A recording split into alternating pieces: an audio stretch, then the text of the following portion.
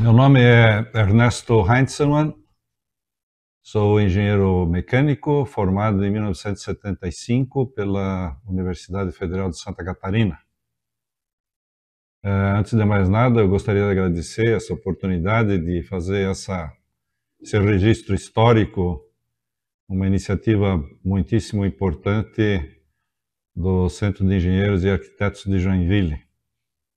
Importante porque passa a registrar perenemente feitos e histórias de engenheiros que assumiram lideranças importantes aqui na comunidade de Joinville ou em outros lugares. Eu sou joinvilense, filho de joinvilense. Meu pai nasceu em Joinville, meu avô nasceu em Joinville. O meu bisavô, por parte de pai, veio da Alemanha.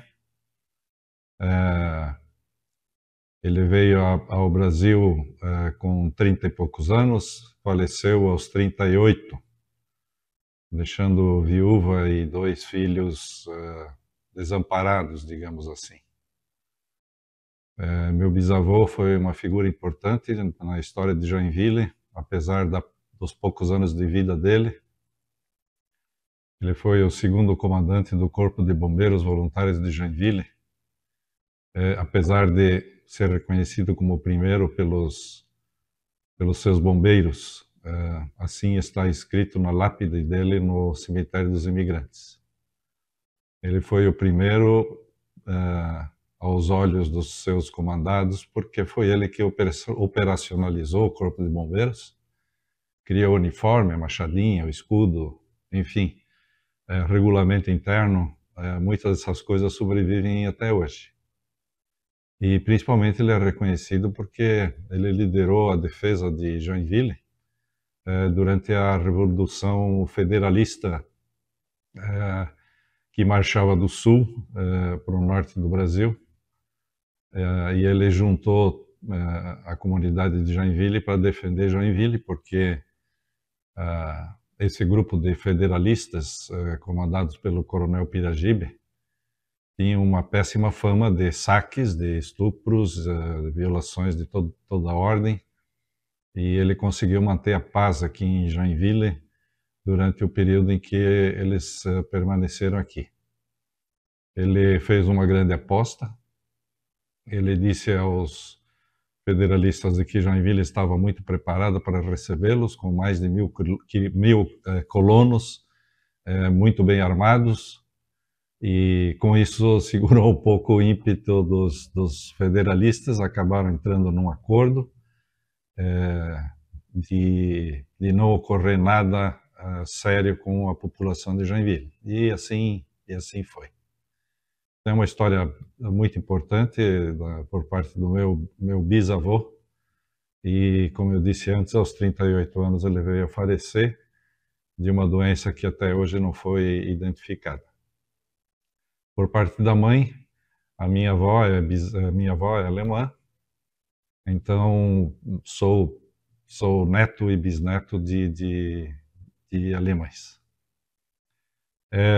Eu comecei a estudar em escolas públicas, como a grande maioria das pessoas aqui em Joinville na época. Estudei no grupo escolar Germano Tima, ali na Horácio Guimarães. Depois do ginasial eu fiz em mais de um colégio. Estudei também no Governador Celso Ramos.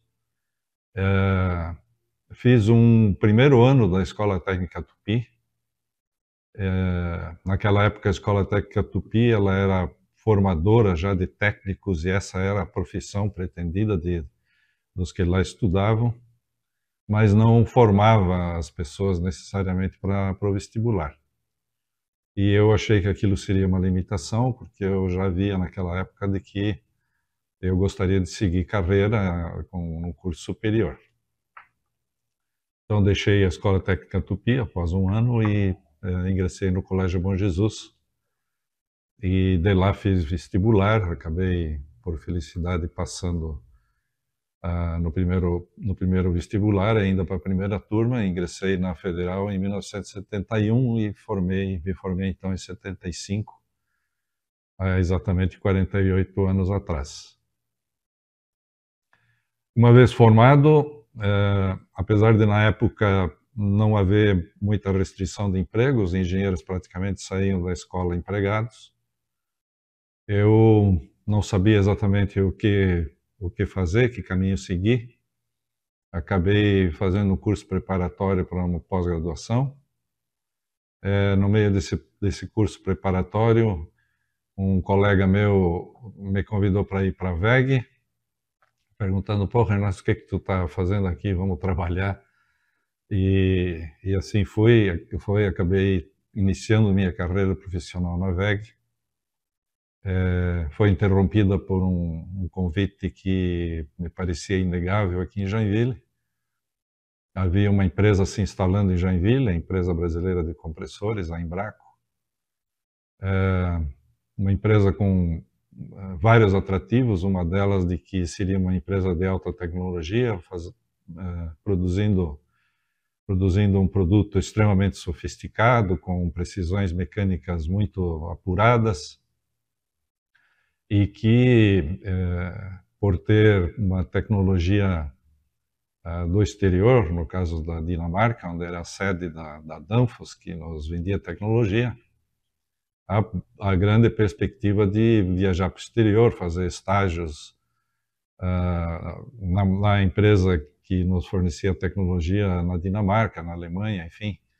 A possibilidade de viajar, de evoluir tecnicamente, de trabalhar numa empresa inovadora, me chamou a atenção e eu acabei então saindo da WEG depois de poucos meses e iniciei na Embraco.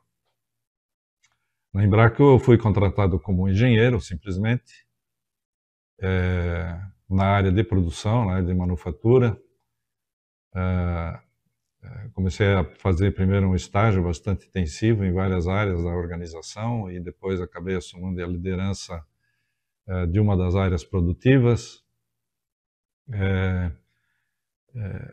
Poucos meses expandi essa minha presença na área fabril, assumindo mais funções, mas novamente chegou o momento de decisão, porque não era exatamente o que eu esperava.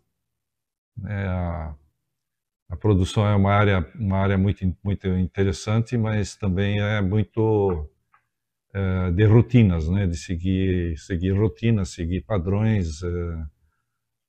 Isso era muito forte, obviamente, na organização, né? No que se refere a seguir processos, a manter qualidade em níveis excepcionais, mas ainda assim não iria me satisfazer a longo prazo. Procurei uma oportunidade numa outra área que estava se estabelecendo, que era a área de engenharia de produtos. E isso aconteceu logo na sequência. Ainda em 1976, quando eu entrei na Embraco, isso foi em maio, no final do ano, em novembro, eu já fiz uma incursão ao exterior para fazer um estágio na Danfoss, na Dinamarca.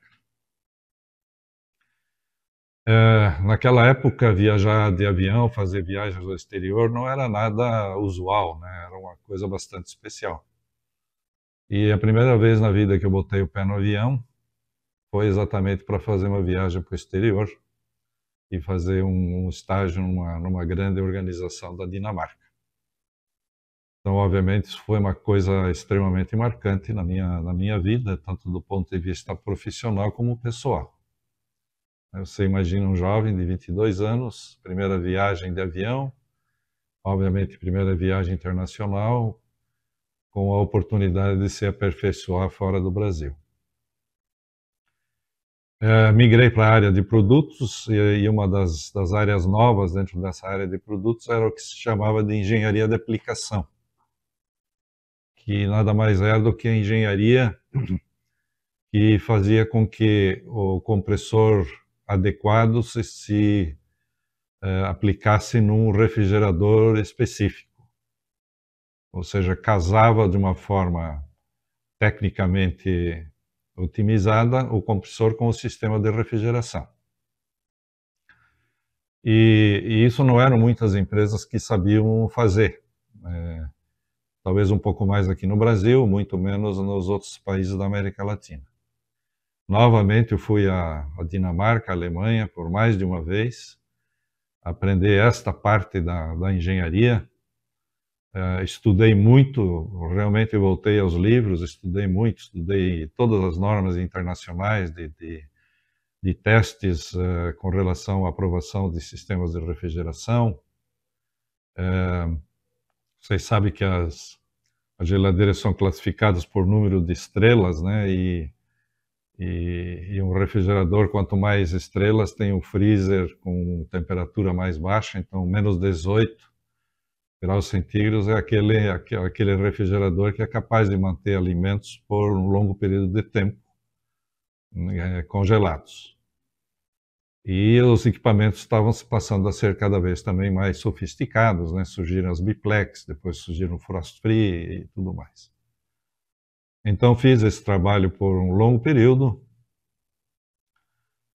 viajei muito pela América Latina inteira, no Brasil, visitando clientes e trabalhando nos laboratórios, procurando adequar o compressor ao sistema de refrigeração, muitas vezes até alterando o projeto do sistema de refrigeração que não estava adequado. Isso me trouxe uma vivência internacional importante, primeiramente aqui na América Latina. Passei a conhecer muitos clientes nossos. De fato, alguns não eram clientes, passaram a ser clientes por causa do trabalho que a Embraco estava se propondo a fazer. E acabamos vendo de uma forma muito clara que a nossa venda era uma venda técnica, né? Era business to business, mas com conteúdo fortemente técnico. E isso, claro, deu visibilidade à minha pessoa dentro da organização. A área começou a se tornar uma área importante, tinha uma ligação muito forte com o nosso crescimento de vendas.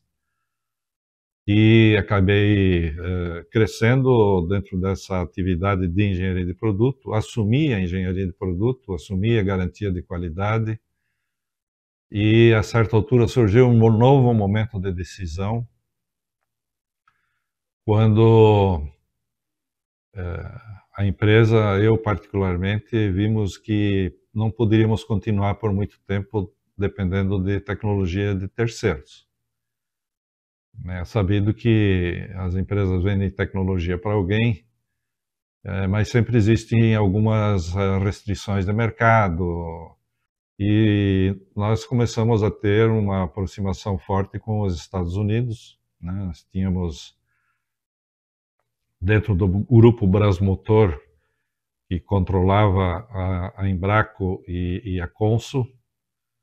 Esse é um outro capítulo da história, que talvez tenha oportunidade de falar depois. Eu já tinha participação na Brasmotor, da Whirlpool Corporation americana, que também necessitavam de compressores, porque dentro do rol de eletrodomésticos que eles tinham, também tinham, obviamente, refrigeradores. Passaram a testar os nossos produtos, e eu, novamente, com a minha experiência na engenharia de aplicação, passei a ter bastante contato com eles, e aí as viagens começaram a ser frequentes nos Estados Unidos. Bom, mas formei, então, a área de pesquisa e desenvolvimento. Foi uma insistência, digamos assim, bastante forte, porque eu achava que para criar uma área de pesquisa e desenvolvimento eu precisava ter um grupo de pessoas totalmente separado da engenharia de produto. Eu achava que não era possível fazer pesquisa e desenvolvimento e fazer engenharia de produto ao mesmo tempo, que era o que estava sendo tentado fazer. Bom, separei então um grupo de melhores engenheiros da engenharia de produto e eu os coloquei 100% na área de pesquisa e desenvolvimento. Esse grupo cresceu, passamos a ter contato muito forte com a Universidade Federal de Santa Catarina, lá no início dos anos 80. Fizemos um contrato de cooperação, com a Universidade Federal. Também foi um processo difícil. Fomos várias vezes à universidade fazer essa tentativa. Não tivemos muita sorte nas primeiras vezes, e até acharmos uma pessoa dentro da engenharia mecânica que estava interessada em fazer isso. O nome dele é Rogério Ferreira, e ele fez toda a diferença, né? É uma lição também que foi aprendida, que muitas vezes não é a instituição que faz o papel principal, mas sim as pessoas dentro da instituição. E assim foi com a Federal de Santa Catarina em Engenharia Mecânica. Nós sabíamos que lá tinha um grupo de doutores e mestres altamente capacitados, mas o interesse não floriu, não evoluiu até encontrarmos o professor Rogério Ferreira, que começou a estudar a nossa área de atividades. Descobrimos uma universidade nos Estados Unidos que era focada nessa área de compressores para refrigeração. Tinham desenvolvido lá um programa de simulação completo de funcionamento do compressor, com todas as disciplinas, a transferência de calor, a termodinâmica, ruído, vibração, movimento de válvulas, fluxo de massa, enfim, todas as características de um compressor simuladas num programa matemático.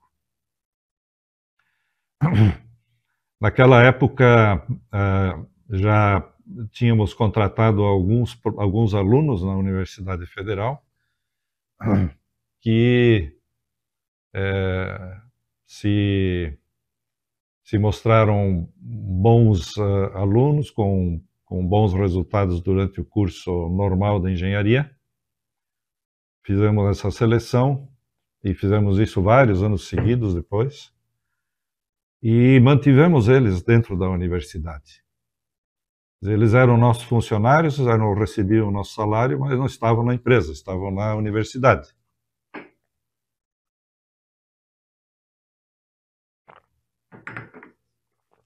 E a função deles na universidade era fazer um curso de pós-graduação.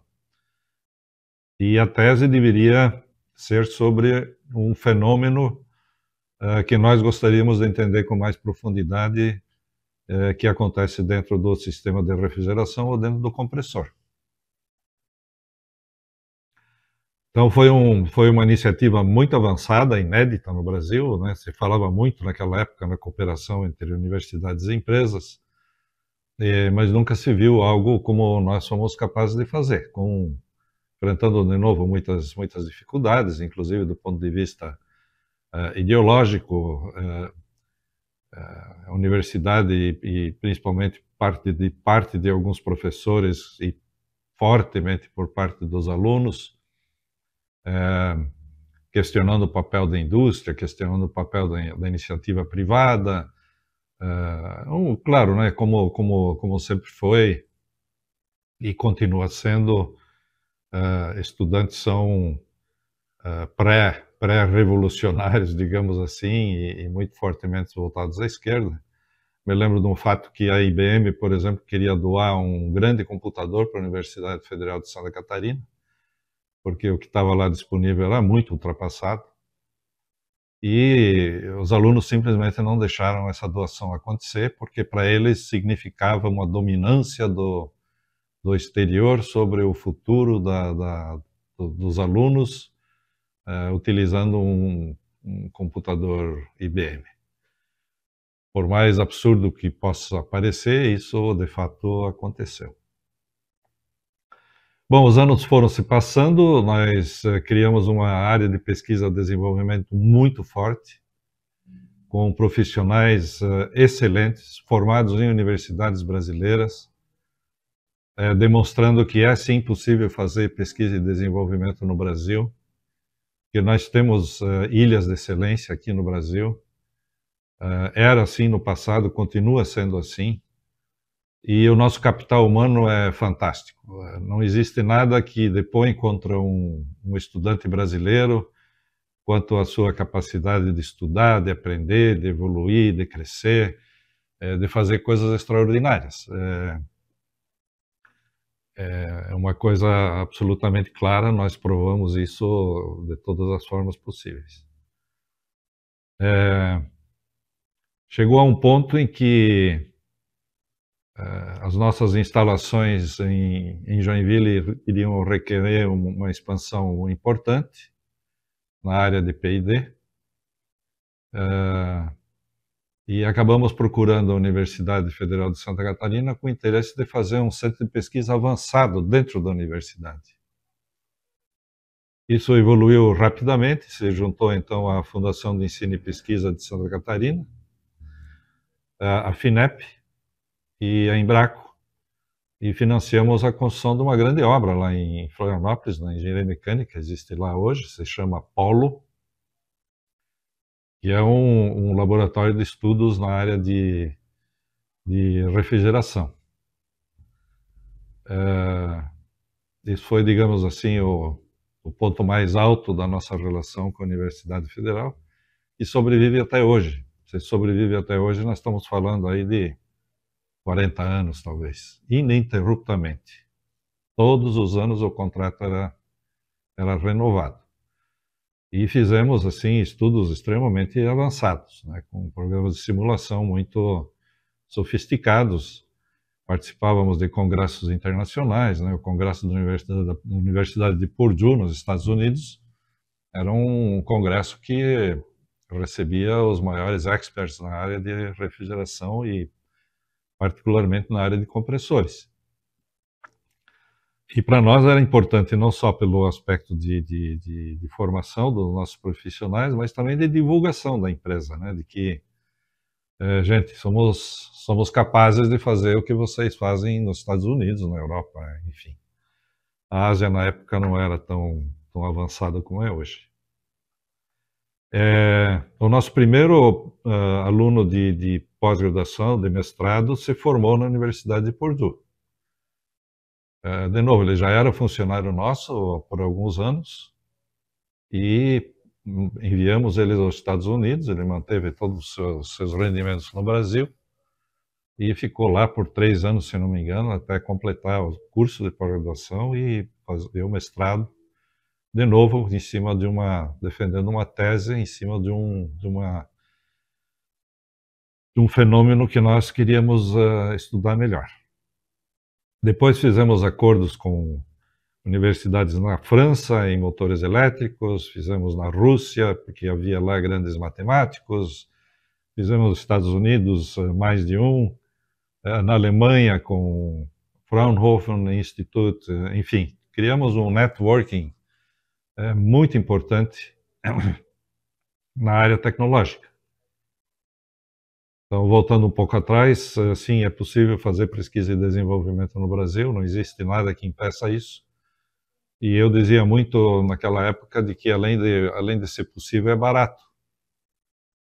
Fazer pesquisa e desenvolvimento no Brasil é muito mais barato do que fazer no exterior. Fiz muitas palestras sobre o assunto, em vários locais diferentes, no Brasil e no exterior, mostrando o avanço que a Embraco teve a partir da sua independência, digamos assim, tecnológica, conquistada internamente. Essa área de pesquisa e desenvolvimento se tornou tão importante na empresa que em 89 ela se transformou numa diretoria. E de novo, como eu mencionei antes, a visibilidade sobre essa área foi crescente. Eu acho que os sócios gostaram do meu estilo de liderança e acabei sendo nomeado como presidente da empresa em 1993, ou seja, em torno de 4 anos depois de eu ter sido nomeado diretor de P&D. Existem aí vários fatos novamente interessantes. Primeiro é de que é muito raro, né, um presidente ser oriundo de uma área de pesquisa e desenvolvimento.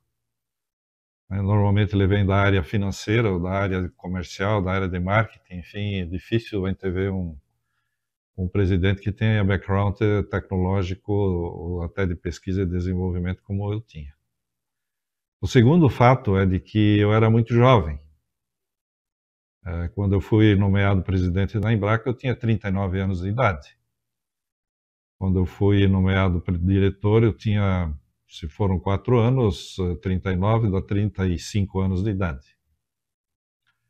E um terceiro fato muito importante, e possivelmente por causa da minha idade, da minha maturidade, digamos assim, não era certo que eu seria o presidente da empresa.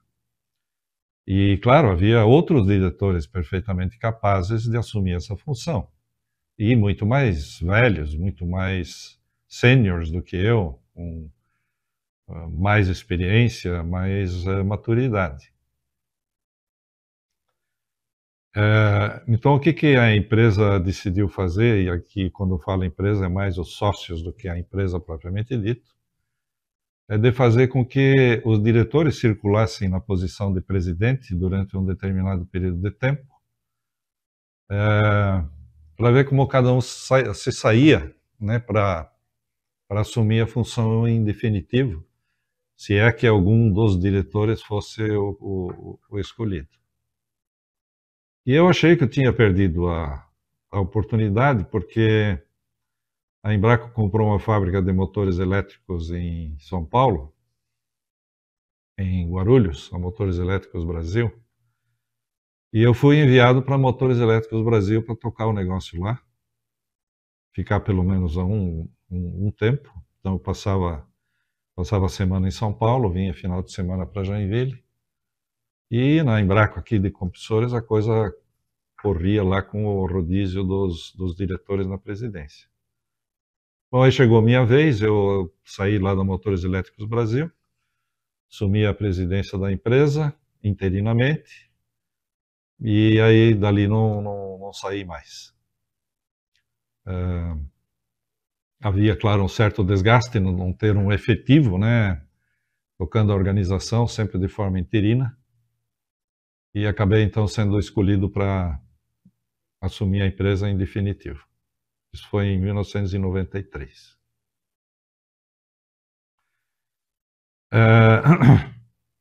Bom, novamente eu achava que nós estávamos preparados para voos mais altos, nós tínhamos uma base de clientes muito forte, nós tínhamos uma tecnologia que surgia como uma tecnologia de ponta no mundo, nós tínhamos um grupo interno, ainda que um grupo jovem, mas um grupo interno muito forte. E em 93, então, decidi escrever uma missão do futuro para a Embraco. Na época, fazia muito sentido a gente falar de cultura organizacional, que gostaríamos de ver estabelecida, também definir de uma forma clara a sua missão, a visão, os valores da organização, etc. E havia esse movimento em todo o Grupo Brasmotor, todas as empresas do Grupo Brasmotor estavam indo nessa direção. E eu escrevi uma visão de futuro extremamente desafiadora e agressiva, vamos colocar assim. Entre outras coisas, a visão de futuro dizia que até o ano 2000 nós seríamos o maior fabricante de compressores do mundo, líderes em tecnologia e uma empresa globalizada com fábricas de compressores em várias regiões do mundo. Eu devo dizer que eu não tive assim aderência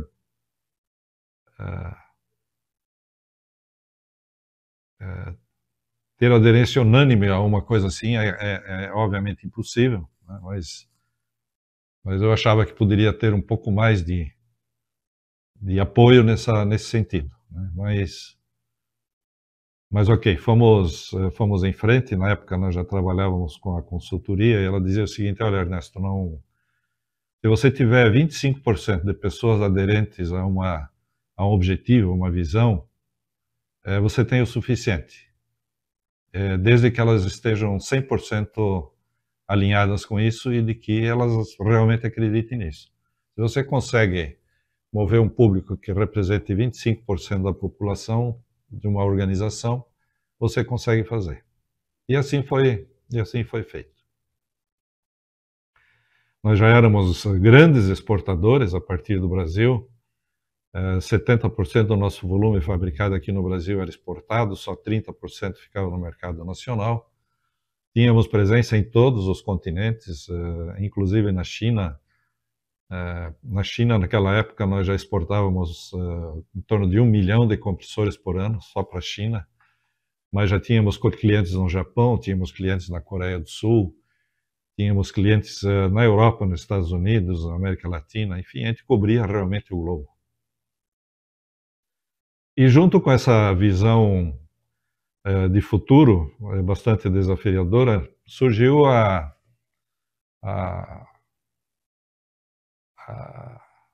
globalização, digamos assim, ou o evento da globalização. Né? Começou a se falar cada vez mais em globalização, de que as empresas precisavam ser empresas globais por questões de logística, por questões de diversidade de culturas e povos.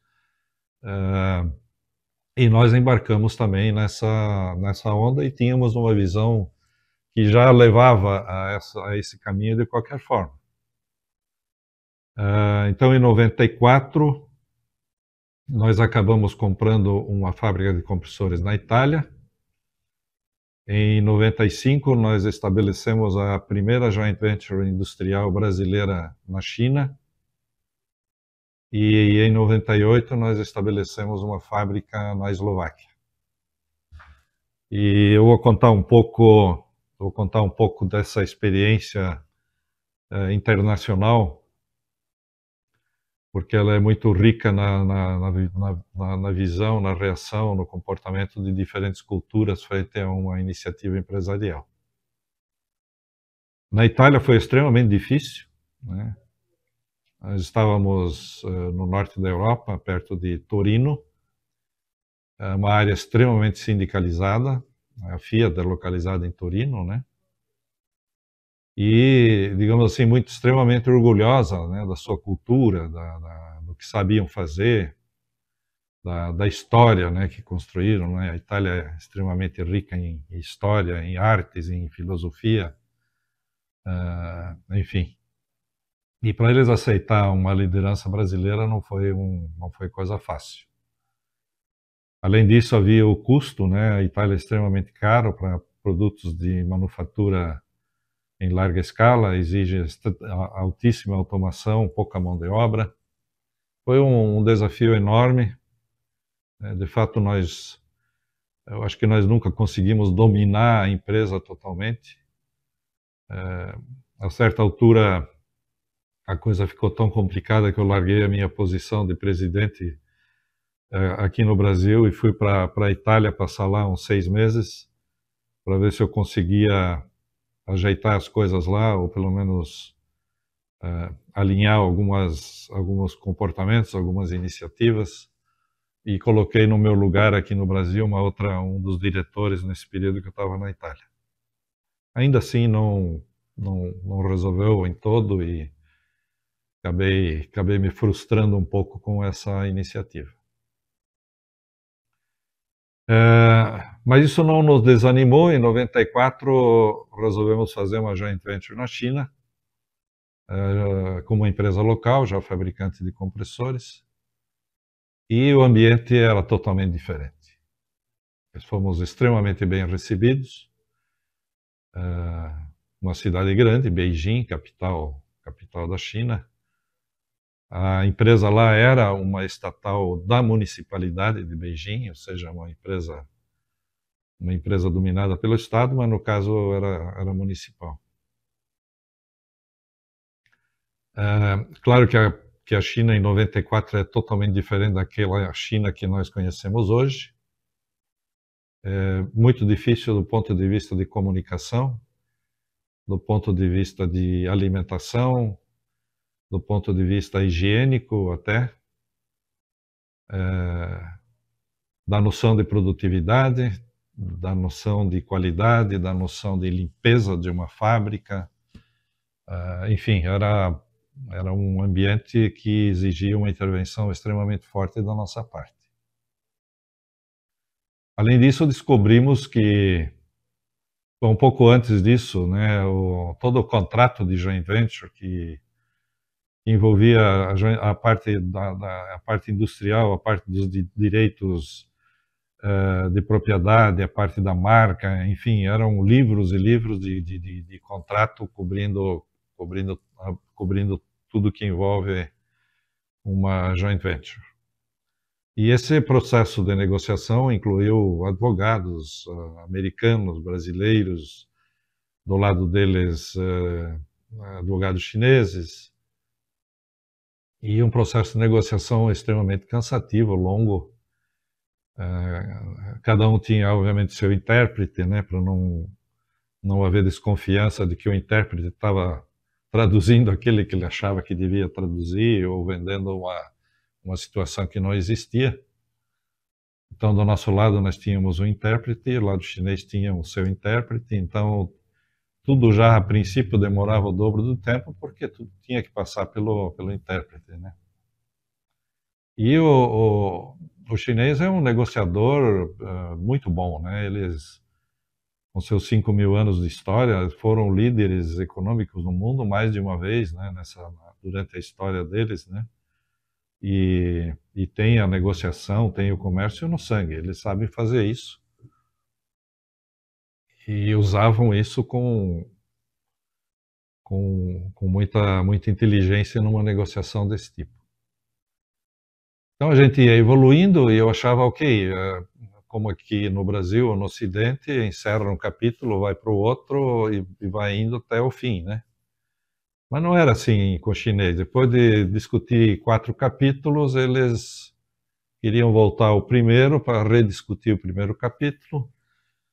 Talvez porque eles tivessem que consultar alguma chefia deles na municipalidade, e todo o processo então reiniciava praticamente. Mas vencemos essa fase, criamos uma governança clara na empresa, com o conselho de administração, e para, digamos assim, manter uma boa aparência da organização frente às autoridades, eles pediram que o cargo de presidente do conselho fosse deles. E eu me lembro muito bem que eu não perguntei para ninguém, não pensei 30 segundos a respeito disso. Claro, vocês assumem a presidência do conselho. E não precisaria ser assim, porque nós detínhamos 60% da joint venture, eles detinham 40%. Então, a princípio, a presidência seria brasileira. Mas aquilo era importante para eles. E como eu disse, eu não pensei muito e disse, claro, fica para vocês, a presidência do conselho, fica na vice-presidência, não tem nenhum problema.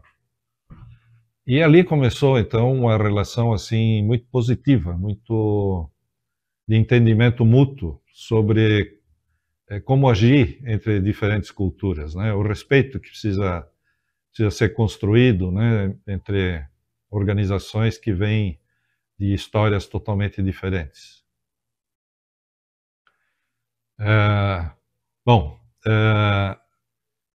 Mas o chinês também foi, digamos assim, hábil em esconder problemas que tinha dentro da joint venture, apesar de termos feito uma due diligence bastante grande, algumas coisas não foram pegas, né? E logo descobrimos um problema sério de qualidade dos compressores que eles fabricavam no mercado, no campo. Eles utilizavam um óleo totalmente incompatível com o sistema de refrigeração, que usa gás refrigerante, altas temperaturas, etc. E estava dando problemas assim no mercado enormes. E como nós já detínhamos a JV, né, passamos a ser meio que responsáveis por resolver esse problema no campo. Pelo menos do ponto de vista técnico, né, a parte de custo, de quanto custou esse problema de qualidade, foi outro assunto discutido de uma forma separada. Mas, tecnicamente, também éramos nós que tínhamos condições de resolver o problema. Por outro lado, a fábrica era extremamente suja, desorganizada. Se eu procurar descrever, vocês vão continuar não entendendo, infelizmente. Posso dar alguns exemplos. A ferramentaria, por exemplo, a gente até achava no começo que era de chão batido, mas aí no processo de limpeza descobrimos que, obviamente, tinha uma plataforma de concreto, né, um piso de concreto. Mas para quem olhava à primeira vista, porra, construíram uma ferramentaria em chão batido, né, de tão sujo que era, porque Beijing é sujeito a tempestades de areia, né, e isso acaba formando uma camada de pó com chuva, e tudo aquilo acaba criando uma massa assim mais consistente. Na fábrica, de novo, por questões culturais, os funcionários levavam para a fábrica sua comida de casa. Cada um tinha um cantinho lá, um armário para guardar suas coisas, almoçavam ou faziam as refeições ao lado da máquina. Tudo coisas que para nós absolutamente eram impensáveis, né? A gente não permitia isso. E aí, de novo, a gente tem que voltar na história, né? Por que o chinês guarda um pedaço de barbante, um cartucho, um pedaço de papel, não joga comida fora, né? Isso tudo veio porque eles passaram por situações muito difíceis, né? Várias vezes na vida na vida histórica, né? Dos chineses. E é por isso também que eles aprenderam a comer praticamente qualquer coisa, né? Eles aproveitam praticamente tudo que tem proteína, eles aproveitam e se alimentam disso. Mas tem fatos históricos por trás, né? Por que chegaram nesse ponto? E por que procuram guardar tudo que possa um dia ser útil a eles? Além disso, a noção de produtividade era ausente, né? Era muito mais, vamos chamar assim, produtividade com qualidade, né? Era muito mais entregar um determinado volume do que entregar um volume com qualidade. As máquinas já não sofriam manutenção preventiva há muito tempo. Então, somando o problema no campo, a questão da higiene interna, a questão da qualidade, da produtividade, nós resolvemos parar a fábrica totalmente. E decidimos que nós iríamos parar a fábrica por pelo menos 3 meses. E nesses 3 meses nós iríamos fazer basicamente treinamento intensivo de toda a equipe, fazer uma limpeza geral na fábrica, fazer manutenção em todas as máquinas e equipamentos, construir um refeitório para evitar que eles comessem dentro da sala, dentro da área fabril. E levamos daqui do Brasil para a China em torno de 30 profissionais. Eu acho que em determinados momentos foram até mais de 30. Né? E aí um processo extremamente forte de todas nessas áreas todas aí que eu já mencionei. O refeitório foi inaugurado. No começo era muito difícil eles aprender a se servir, a comer de bandejas, né? E havia muita comida no chão. Não sabiam como agir num processo daquele que nós havíamos estabelecido. Mas o chinês tem uma característica extremamente forte e essa é visível hoje ainda. Eles são extremamente esforçados, trabalhadores e uma vontade extrema de aprender. Eles estudam, eles dão ao aprendizado uma importância enorme, se desafiam todo o tempo, né? E elevam a barra cada vez mais, né? Eles querem se superar constantemente. E isso para nós foi muito bom, porque a fábrica na China acabou se tornando uma parte muito importante da Embraco. Uma característica que nós tínhamos, diferente das outras empresas, é que a China era muito utilizada como uma base de exportação, né, a partir da China, por causa da mão de obra um pouco mais barata e tal. Eu digo um pouco, depois eu volto nesse tema. Mas nós utilizamos a China para fornecer para o mercado interno, para o mercado chinês. Praticamente 100% do volume que produzíamos na China era absorvido pelo mercado chinês, né? E, consequentemente, deixamos de exportar do Brasil aquela quantidade enorme de 1 milhão de compressores por ano. Exportávamos do Brasil só alguns produtos muito especiais, com eficiência energética mais alta.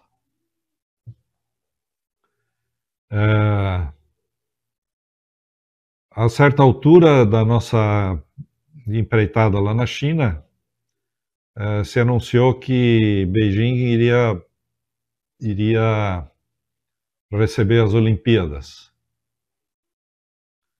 e de que provavelmente a nossa área iria ser totalmente utilizada para áreas residenciais, porque outras áreas da cidade de Beijing iriam ser desmobilizadas para construir infraestrutura para as Olimpíadas.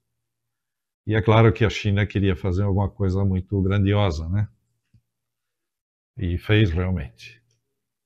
Então, a certa altura, nós fomos gentilmente convidados a cair fora de onde estávamos e acabamos construindo uma fábrica totalmente nova, numa área industrial, planejada. Na época foi algo assim que no Brasil não se via, não existia. Um parque próprio para receber empresas, com avenidas muito largas, com 4 faixas para cada um dos lados, toda a infraestrutura montada. Enfim, realmente um distrito industrial como deve ser. Inauguramos a fábrica lá, fizemos uma fábrica muito moderna, acabou sendo a fábrica mais moderna, mais automatizada da Embraco naquela época, né? E volta agora a questão da mão de obra barata. Sim, no começo a mão de obra era mais barata, mas em cidades como Beijing, as questões trabalhistas começaram a aflorar fortemente e o custo da mão de obra foi crescendo. Muitas empresas de alta tecnologia se instalaram na região de Beijing, já pela natureza pagam mais do que uma empresa de transformação mecânica, e todo o resto veio junto. Então não foram muitos anos assim que o diferencial competitivo da China foi mão de obra, não era questão. Nós passamos a fazer produtos lá altamente competitivos, excelente qualidade, passamos a ter um produto realmente top em todos os sentidos, inclusive em consumo de energia elétrica. A China acabou se tornando mais exigente em termos de consumo de energia do que os próprios Estados Unidos. E uma fábrica totalmente nova, bastante automatizada. Então é uma história de sucesso, de aprendizado. Eu fui à China a primeira vez, acho que em 92, 93. Tive a oportunidade de assistir, de participar até da transformação da China nesse período.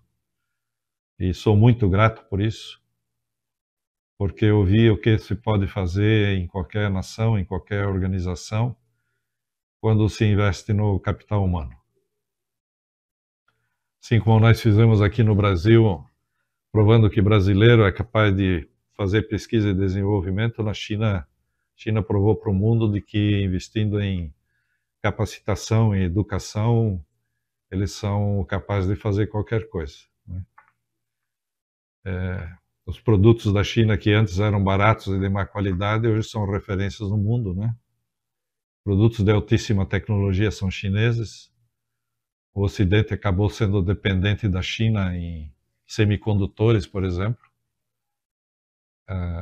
Eu acho que 90% dos condicionadores do ar do mundo são fabricados na China. Celulares chineses são excelentes.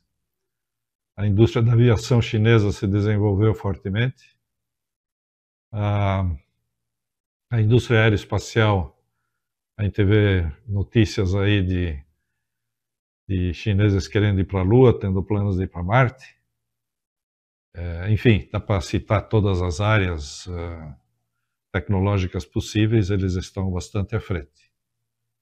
Eu acho que são o país mais avançado em carros elétricos, né? Tem um forte programa de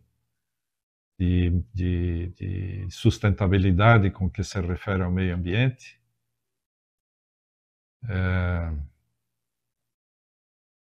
Então, eu acho que a China vai continuar nos surpreendendo, a não ser que algum problema geopolítico venha ocorrer. E isso é possível, né? Claro, quem acaba construindo um poder tão grande como a China é alvo de todos os demais, né? Isso a gente vê que está acontecendo. Os americanos perdendo espaço para os chineses, visivelmente.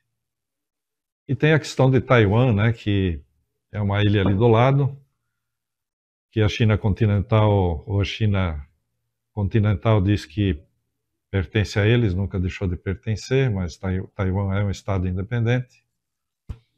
Ano que vem tem eleições em Taiwan, que vai esquentar o ambiente ainda mais. Além disso, tem todas essas questões entre China e Estados Unidos, mais China, Ucrânia, com Rússia, enfim. Se algo nesse sentido acontecer ou for provocado, talvez venha descontinuar esse progresso tão intenso da China, mas caso contrário, eles vão continuar progredindo. Claro que não mais um nível de crescimento de 10, 11, 12% ao ano, como já vínhamos vendo, mas na faixa dos 6, 7 eles vão continuar crescendo.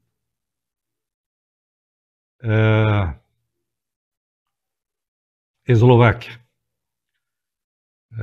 Eslováquia é outra história bastante interessante, porque novamente é uma cultura totalmente diferente. Primeiro, a Eslováquia viveu sob o domínio dos russos, né, na cortina de ferro, da União Soviética, digamos assim.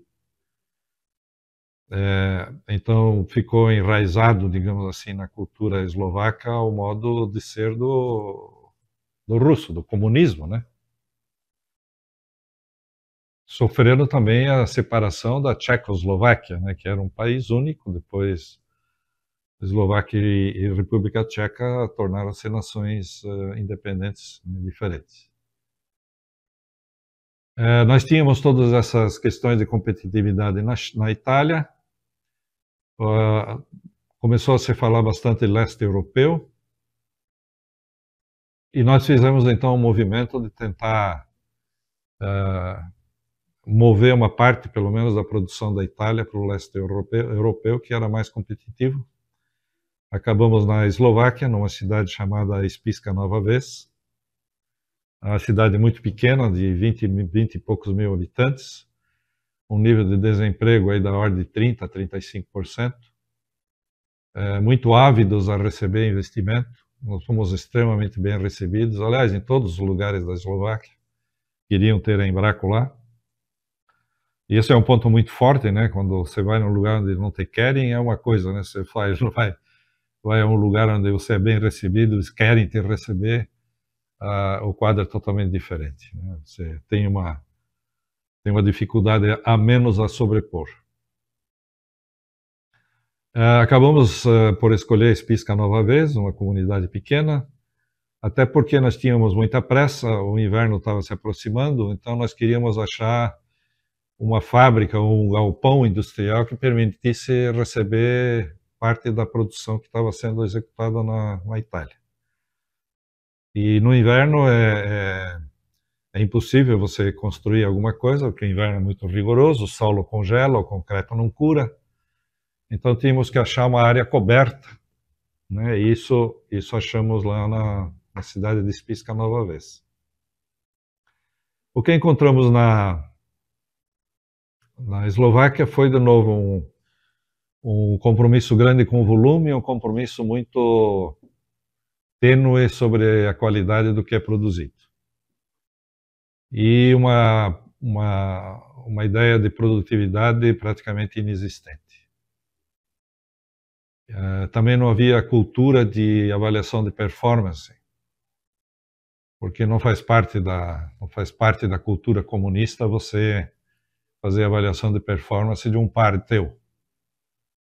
Então, quando tentamos levar essa cultura de avaliação de desempenho, no qual o superior faz uma avaliação do seu subordinado, ou numa avaliação 360 graus, foi um processo difícil, porque eles não aceitavam, né, que um ser humano julgasse o outro, mesmo que fosse num ambiente profissional. Mas, novamente, foi uma situação mais fácil do que a Itália, porque havia a vontade de aprender. E o eslovaco também aprende rápido, investe em educação e aprende com uma facilidade muito grande de idiomas diferentes. Eu não deixava de me impressionar como eles aprendiam outros idiomas com facilidade. Quer seja italiano, quer seja português, inglês, e passava a falar praticamente fluentemente. Lá também crescemos bastante, a custa de uma diminuição de atividade na Itália, que nós não conseguimos encerrar totalmente, por causa de questões sindicais e questões governamentais mesmo. Houve uma greve enorme quando passamos a concretizar o fechamento de uma parte substancial da produção. De fato, nós anunciamos que íamos fechar a fábrica inteira para ter algo a negociar, já estando preparado de que nós ficaríamos com algum nível de atividade na Itália. E assim foi. Anunciamos que iríamos fechar a fábrica totalmente, houve uma greve enorme, houve a interrupção das linhas de trem de Turino para o resto do país, e é uma linha ferroviária enorme. Turino, Milão são centros industriais enormes, né? E ferrovia é um meio de locomoção muito grande na Itália. Interromperam a linha ferroviária totalmente. Fomos chamados a Roma, no governo central, e o nosso caso passou a ser um caso de segurança nacional. Você imagina, na tentativa de fechar uma fábrica, você acabar numa situação de segurança nacional, exatamente porque as ferrovias estavam interrompidas. Bom, aí passamos um processo de negociação intenso e acabamos então por um acordo, tanto por parte de manutenção dos funcionários na nossa folha de pagamento, que custou uma fortuna, como também manter parte da produção na Itália, com o que nós já tínhamos como moeda de troca internalizada de qualquer forma. Mas, de novo, foi um processo bastante intenso. Quero mencionar que eu não estive à frente de todas essas iniciativas, né, porque seria absolutamente impossível, né? Eu tive meus diretores todos envolvidos tanto na negociação na China, como iniciativa na Eslováquia, como problema na Itália. Eu acompanhava, eu comparecia, eu dava as direções e tudo mais, mas não era sempre eu que estava diretamente à frente disso, porque isso seria impossível. Bom, então tínhamos estabelecido uma fábrica forte no Brasil, um centro de distribuição nos Estados Unidos, uma fábrica na Itália, uma fábrica na China, uma fábrica na Eslováquia, e com isso uma base internacional de fabricação de compressores, o que nos deu a liderança mundial em market share. Passamos a ter 25% de market share global. Dizíamos com muito orgulho de que de cada 4 refrigeradores no mundo, um levava um compressor Embraco. E ainda que era uma conta de aproximação, é verdadeiro. E claro, isso nos trouxe muita satisfação, muito orgulho. Acabou se refletindo nos índices de satisfação dos funcionários, acabamos sendo a 9ª melhor empresa para se trabalhar no Brasil. Em 94 nós fomos a empresa do ano pela revista Exame. Fomos várias vezes a empresa do ano no setor metal mecânico. Enfim, era uma empresa muito festejada, digamos assim, pelo que foi capaz de realizar a partir do Brasil. E eu não vejo exemplo similar ainda hoje. Talvez a Embraer se aproxime disso, mas há alguns anos eu ainda encontrei o presidente da Embraer, o cumprimentei pelo que a Embraer está fazendo no mundo, etc, etc. Ele me disse: Ernesto, quem fez muito no mundo foram vocês. E na China, de fato, eles vieram depois de nós. Né? Mas temos também a WEG, né, que hoje é praticamente imbatível. Mas o modelo que nós utilizamos e a forma como nós fizemos, acho que foi uma coisa realmente extraordinária. Eu acabei sendo requisitado para fazer palestras aqui no Brasil, no exterior. Fiz muita questão de fazer isso, porque eu sempre achei que a nossa experiência, o nosso conhecimento tem que ser disseminado. Ele não pode ser levado junto conosco, né? E fiz isso no Brasil, em lugares até inóspitos, que tinha alguma coisa importante, às vezes nem tão importante, mas eu achava que devia fazer e ia lá.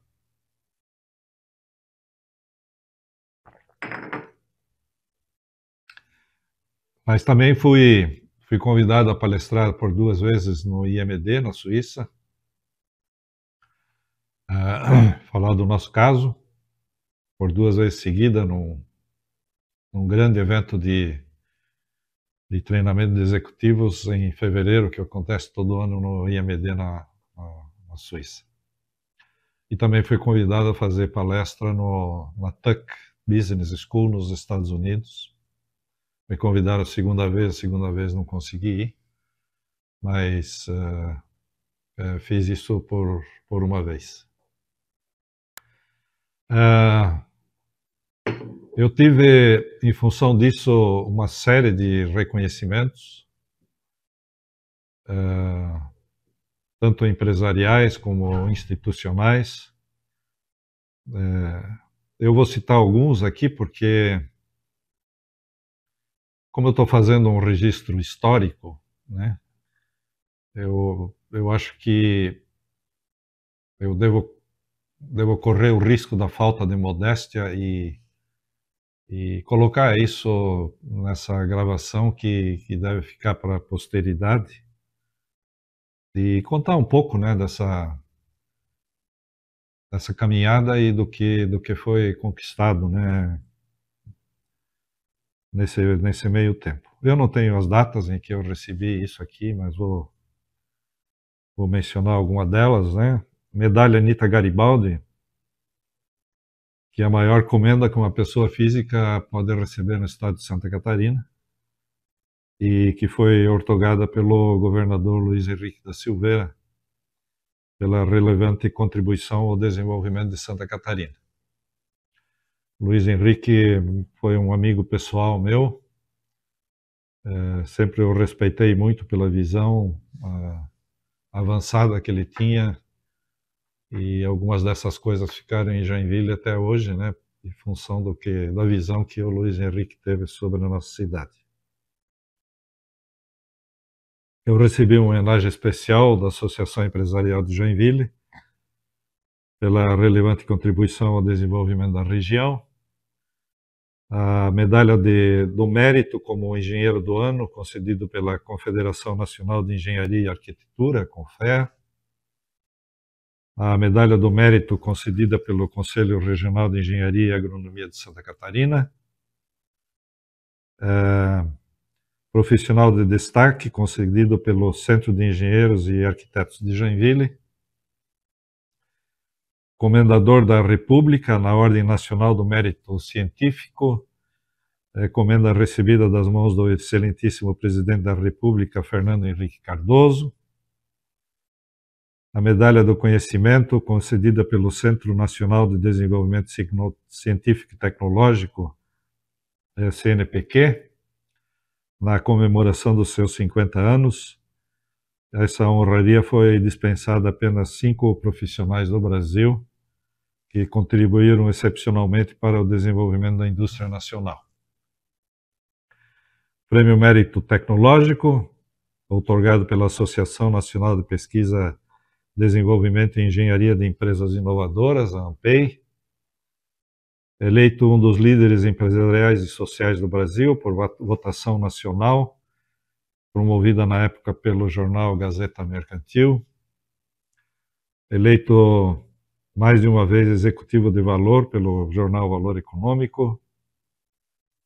A Ordem de Mérito Industrial, comenda instituída pela Federação das Indústrias de Santa Catarina, Fiesc. Eu sou cidadão benemérito de Joinville. Não sou honorário porque eu sou joinvilense, então a honraria é de benemérito. Sou cidadão honorário de Spišská Nova Ves, na Eslováquia, pelo que nós fizemos lá.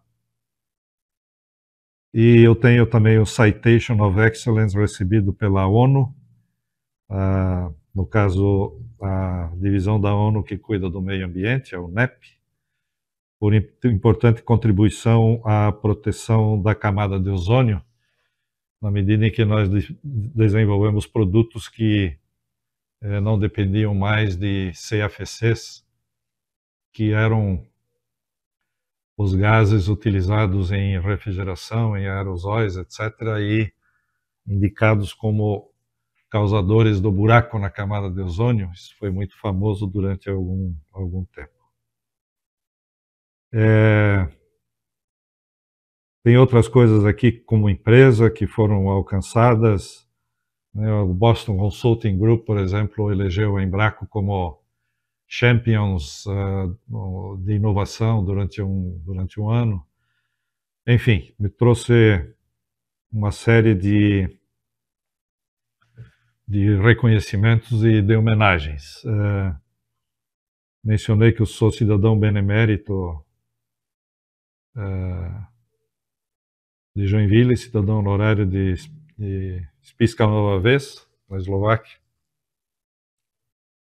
porque em paralelo à minha vida profissional, e eu falei aqui de disseminação de conhecimento, de experiências, eu também sempre tive uma noção muito clara sobre a responsabilidade social que uma organização tem na sociedade. E pratiquei muito isso. Aqui em Joinville, em escolas municipais, tínhamos aí o Prêmio Embraco de Ecologia, que se estendeu por mais de 2 décadas ininterruptamente, e que não envolvia apenas o aspecto de conscientização de meio ambiente, mas ensinávamos também em como escrever um projeto, como defender um projeto. O prêmio era em recursos financeiros para desenvolver o projeto, mas esse era dado na medida em que o projeto avançava contra uma verificação. Então, todo o reporting de progresso, né, isso tudo era feito pelas crianças, né, da rede municipal, obviamente ajudados pelos professores, mas assim, tanto professores como as crianças aprendiam a fazer isso também. Eu, junto com o Loyola e mais algumas lideranças de Joinville, uma época criamos um conselho de administração para o Hospital São José, que precisava de ajuda na sua gestão. Não posso dizer que tivemos grande sucesso, mas foi uma tentativa muito forte e responsável. Por parte da Embraco, nós contratamos o Instituto Vicente Falcone para introduzir no Hospital São José todas as bases de uma gestão profissional. A Eslováquia foi uma demonstração assim extremamente importante de como uma empresa pode mudar a vida de uma comunidade, né? Vocês imaginem chegar numa cidade com 20 mil habitantes, com 35% de desemprego, e vem uma empresa que no decorrer do tempo traz seus fornecedores para Pisca Nova Vez, como nós fizemos. Trouxemos fornecedores de Joinville a se instalarem lá, inclusive. E nós diretamente gerarmos mais de 1.200 empregos em poucos anos. Uma cidade histórica, centenária, com prédios belíssimos, históricos, castelos medievais próximos à cidade, fica próximo às montanhas Tatras, que são hoje um centro de turismo mais barato do que os Alpes e muito frequentado. Mas a cidade estava totalmente decadente, né? Primeiro porque não havia esse tipo de investimento de manutenção da cidade por parte do Estado na época em que eu era dominado pela Rússia e segundo, não havia recursos, né, de locais. Bom, assim como eu vi a China se transformar, e não por causa da Embraco, obviamente, mas eu via uma cidade se transformar, e aí sim eu vi por causa da Embraco. Em pouco tempo, hotéis que estavam fechados abriram novamente, e nós recebíamos muitas visitas, muitos fornecedores, muitos clientes, visitas técnicas, enfim. O cinema que estava fechado reabriu. Os prédios e as ruas foram todos recuperados, né? Todos aqueles prédios históricos que estavam muito maltratados pelo tempo foram recuperados. Áreas turísticas foram reabertas. Restaurantes surgiram de diferentes origens. Enfim, a cidade praticamente renasceu, né? E nós fizemos um investimento muito grande no hospital local, principalmente na ala infantil. Nós recuperamos toda a área infantil do hospital da cidade. E isso que foi feito lá acabou fazendo com que a municipalidade me desse o título de cidadão honorário lá da cidade de Pisca Nova Vez. E foi uma cerimônia extremamente tocante no sentido do cerimonial em si, né? Coisas que aqui no Brasil a gente não vive, porque a nossa história é muito curta, né?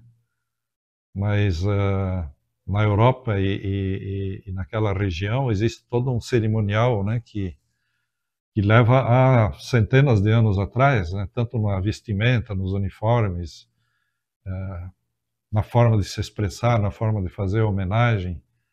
Foi uma coisa muito bonita, muito tocante. E agora uma coisa mais pitoresca, né, porque a gente não precisa só falar de coisas sérias. Eu fui convidado também pela cidade para ser um dos jurados da Miss Pisca Nova Vez. Claro, isso fazem muitos anos atrás, né? Hoje provavelmente não existe mais, porque não é mais tão politicamente correto, mas na época isso era, lá como aqui, era algo importante. Então eu fui jurado lá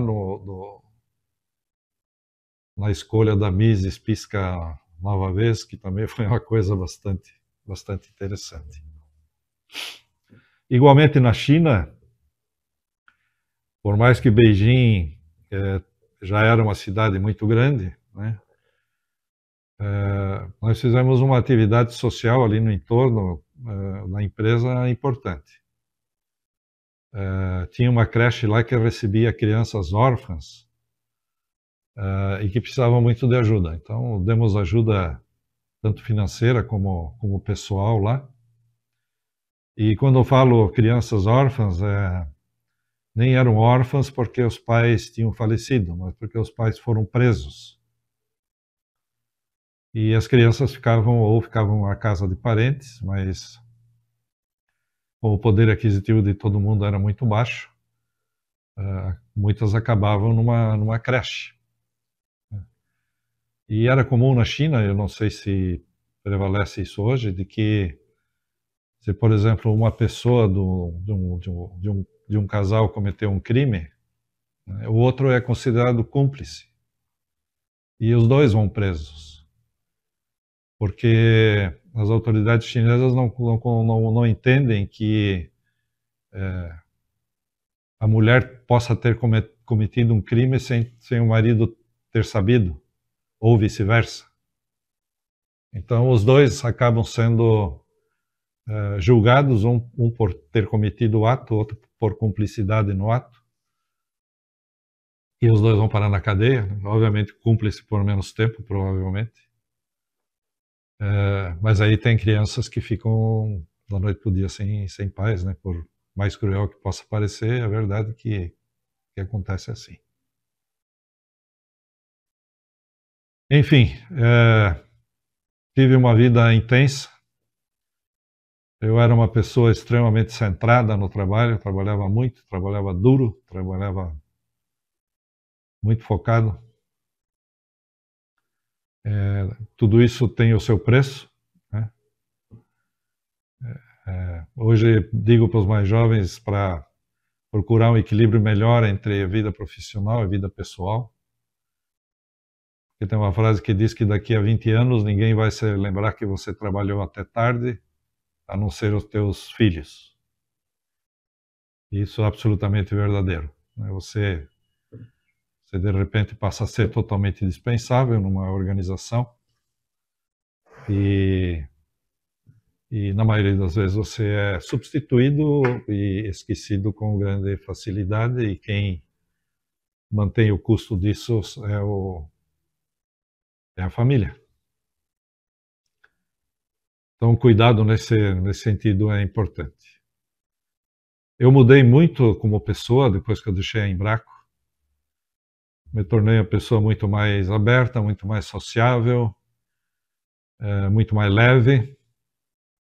E eu acho que foi para o meu bem eu ter saído da empresa aos 55 anos da idade, porque eu não sei por quanto tempo mais eu iria aguentar aquele ritmo maluco, né? Eu fazia viagens absolutamente doidas, né? Eu me lembro que um dia eu fui atender um cliente na Coreia, um cliente bastante importante, que estava próximo a deixar de ser nosso cliente. Eu peguei um avião, fui lá, com a estrutura nossa de vendas, fomos lá. Passei um dia, uma noite lá, num jantar, no dia seguinte eu voltei. Foi um bate e volta, mas não daqui a São Paulo, foi um bate e volta daqui a Coreia. E isso obviamente esgota tanto do ponto de vista mental como físico, né? Hoje eu divido a minha vida profissional entre conselhos de administração e atividades voluntárias, né? Dando continuidade àquela responsabilidade social que eu sempre cultivei durante a vida profissional, e pelo qual eu sou hoje, né, o cidadão benemérito de Joinville, entre outras coisas, e cidadão honorário em Spišská Nová Ves. Também sou cônsul honorário da Eslováquia, aqui em Santa Catarina, também em função de uma iniciativa do Luiz Henrique da Silveira, e claro, né, eu era conhecido do governo eslovaco e acabei sendo cônsul honorário aqui em Joinville. Mas hoje eu presido o conselho do Instituto COR, que é o mantenedor da nossa escola internacional. É uma escola de alta performance, colocada entre as melhores do mundo.